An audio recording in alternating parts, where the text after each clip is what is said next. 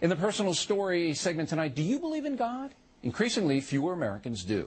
According to a Pew poll, 12% of us do not have a belief in a higher power, up from 8% in 1987, and that group includes agnostics. In Europe, the rise of atheism and of Gnosticism is stunning. According to a Zuckerman study, in Sweden, as many as 85% of the population are non-believers. Japan, 65%. France, 54%. And in Britain, 44% do not believe in God in Great Britain. Listen now is a man who understands that position. Richard Dawkins, the author of the mega-selling best book, The God Delusion. I think it takes more faith to be like you, an atheist, than like me, a believer, and it's because of nature. You know, I just don't think we could have lucked out to have the tides come in, the tides go out, sun go up, sun go down. Don't think it could have happened.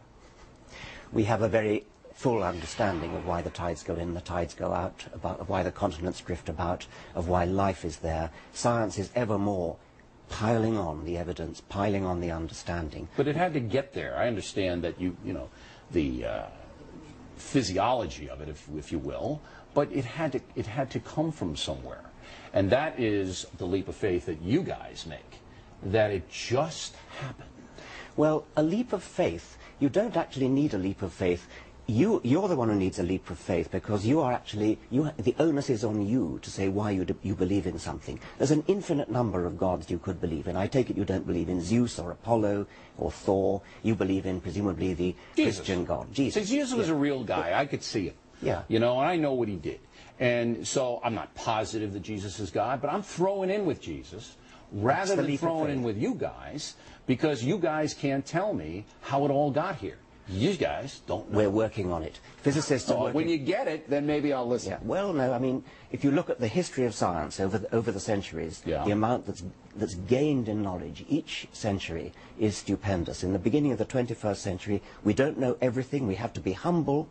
We have to, in humility, say that there's a lot that we still don't know. And, you know, being humble is a Christian virtue. Well, so there you go. Of course it is. All right, when you guys figure it out, then you come back here and tell me, because until that time, I'm sticking with Judeo-Christian philosophy and my religion of Roman Catholicism because it helps me as a person. Ah, that's different. If it helps you, that's absolutely. Great. And that doesn't mean it's true.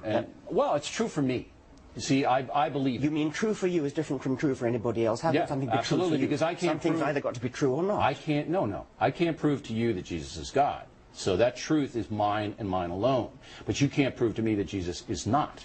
So you have to stay in your little You can't belief prove system. that Zeus is not. You can't prove that Apollo is not. Or I saw Apollo, man. He was down there. He's not looking good. Now, we also differ in the sense that you feel that religion has been a bane, B-A-N-E, to civilization, and I feel atheism has. And I will point to the worst mass murderers in modern times: Hitler, Stalin, Mao, and Pol Pot. All confirmed atheists, all people who wanted to wipe out religion. Now, I know you can point to the Crusades and you can point to Al-Qaeda right now. I mean, it's there, and there's no question. But I say that I'm throwing in with the founding fathers of the United States, which saw religion, spirituality, as a moderating influence, as a good thing if people embrace the true tenets. Go ahead. The founding fathers of the United States were secularists above all.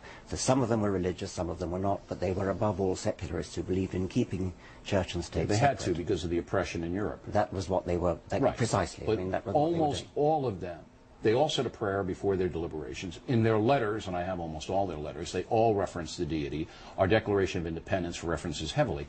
But they saw it as a moderating influence because the federal government at that point couldn't control the country. And they said, you know, if people follow Jesus, then the country's going to be better. It may well be a moderating influence. As for Hitler and Stalin and so on, I mean, of course, Hitler, by the way, was a Roman Catholic. No, he never was. He was raised in that home. Yeah, well, but he rejected it early on. We can dispute that. Stalin was an atheist, no question. But Stalin did the bad things he did, not because he was an atheist. I mean, Hitler and Stalin both had moustaches, but we don't say it was their moustaches that made them evil. I don't think they had any moral foundation, any of those guys. I will say, I don't either. Your book is fascinating, and, you know, congratulations on your success. Thanks for coming on in here. Thank you very much.